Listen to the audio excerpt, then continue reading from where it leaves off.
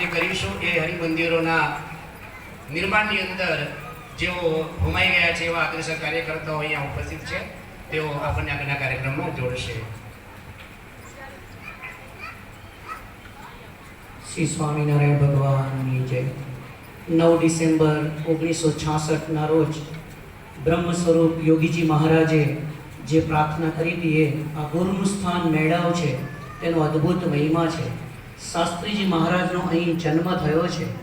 વૃંદાવનની ભૂમિ કરતાં આ ભૂમિ શ્રેષ્ઠ છે. આવું મહાપ્રસાદીનું સ્થાન છે, તેમાં આવ્યા છે તો શુભ સંકલ્પ કરવા કે તેમના જેવા ગુણ મળે. મહેડાવમાં હજારો હરિભક્તો આવશે.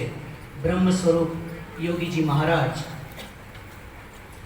આ 22 જાન્યુઆરી 1999માં બ્રહ્મ સ્વરૂપ પ્રમુખ સ્વામી મહારાજે મહેડાઓની અંદર પ્રતિષ્ઠા કરી હતી, જેને આજ વર્ષમાં 25 વર્ષ પૂર્ણ થયા અને રજત જયંતિ વર્ષે 21 જાન્યુઆરીથી 31 જાન્યુઆરીના રોજ 11 દિવસનો મહેડાઓને આંગણે એ રજત જયંતિ મહોત્સવ એ મહેડાઓની 6 પાંખના કાર્યકરો જે 1049થી વધુ કાર્યકર્તાઓએ અને સ્વયંસેવકો સી આ ઉત્સવ ખૂબ જ સુંદર રીતે સંપન્ન થયો.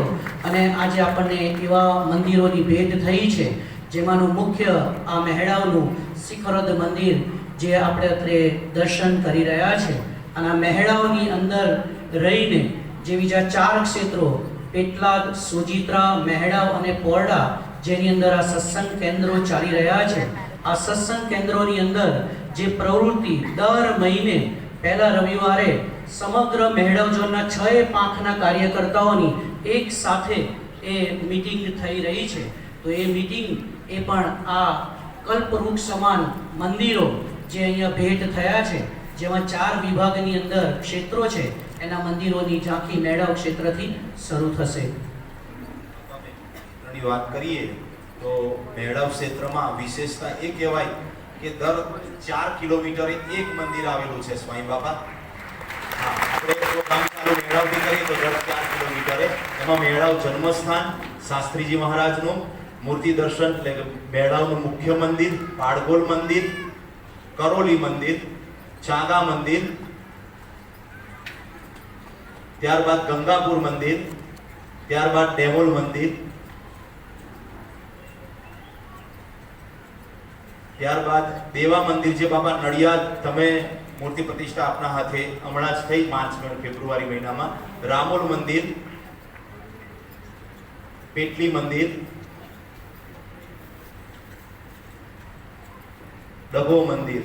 સ્વામી બાપા ડભોમાં 2 મંદિર, આ નવું મંદિર થયું હતું, અને મલાતજ મંદિર. આટલા બાપા મહેડાવ ક્ષેત્રના મંદિર છે. આગળની માહિતી સુજીતા બાપા સોજિત્રા ક્ષેત્ર એટલે પ્રમુખ સ્વામી મહારાજ સોજિત્રા વિશે કહેતા કે કેસરિયા સોજિત્રામાં એટલે એની અંદર 13 મંડળો આવે છે. એમાં પ્રથમ સોજિત્રા મંદિર, એમાં એની મૂર્તિઓનું પૂજન પ્રમુખ સ્વામી મહારાજે 2008માં કર્યું હતું. અને ત્યારબાદ છે ઈસણાવ મંદિર, ડાલી મંદિર અને લિંબાલી મંદિર. ત્યારબાદ આવે છે ગાડા મંદિર, ત્યારબાદ પલોલ મંદિર, રામોદડી મંદિર, દેવાતજ મંદિર,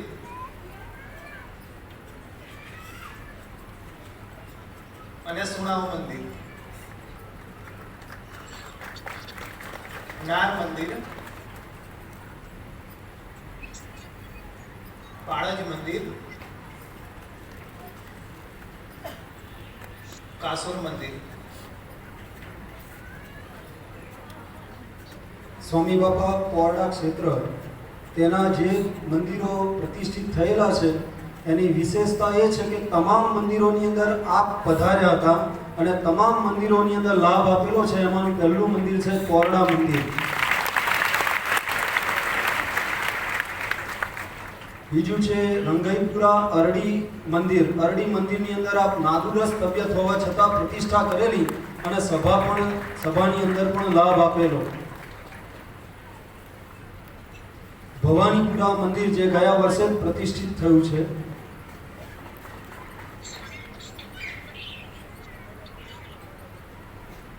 આમોદ મંદિર જેની અંદર પણ આપ ઘણી બધી વખત પધાર્યા છો. બાંધણી મંદિર જેમાં પણ આપે લાભ આપેલો છે. વિરોલ મંદિર અને વટાવ મંદિરની અંદર પણ આપે ઘણી બધી વખત લાભ આપેલો છે.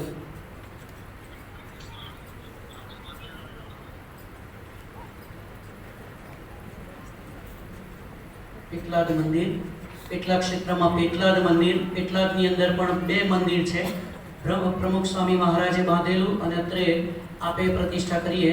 ત્યારબાદ ઈસરામા મંદિર જે ગત વર્ષે જ પ્રતિષ્ઠા થયેલી છે, 2 વર્ષ પહેલા. ત્યારબાદ ઈસરામાની મૂર્તિ અને ભૂરાકુલ મંદિર આ ચાલુ વર્ષની અંદર જ આપે પ્રતિષ્ઠા પૂજન કરેલું છે. કણિયા વડદલા મંદિર, ભારતીય મંદિર જેમાં આપ પણ પધારેલા છો ઘણી વખતે. ત્યારબાદ જોગણ મંદિર જે હમણાં જે આ વર્ષમાં જે ફેબ્રુઆરીમાં પ્રતિષ્ઠા થયેલી છે. દંતેલી મંદિર જેમાં પણ આપ ઘણી વખત પધારેલા છો. શાહપુર મંદિર. આ રીતે મેળાવ ઝોનની અંદર 40 મંદિરો છે અને આ 40 મંદિરોની અંદર એ કાર્યકર્તાઓ હરિભક્તોને સંતોના સુરતથી આ જ રીતે મેળાવ ઝોનની અંદર સંતો પણ એ રીતે એ આપની અને ગુરુવર્યોની કૃપાથી એ આ સંસ્થાને પોતે સમર્પિત થયા છે. તો એ સંતોનો ઇતિહાસને પણ આપણે વિડીયોના માધ્યમથી માણીશું.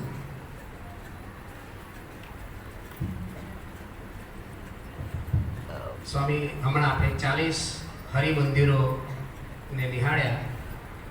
એવી જ રીતે મેળાવ ઝોન એટલું સદભાગી છે કે એવા ચૈતન્ય મંદિરો પણ આ ઝોનમાંથી તૈયાર થયા છે અને એ પણ 40 છે. 40 જેટલા સંતો આ મેળાવ ઝોનમાંથી સંસ્થાને ભેટ મળ્યા છે. તે સંતોના પણ આપણે અહીંયા દર્શન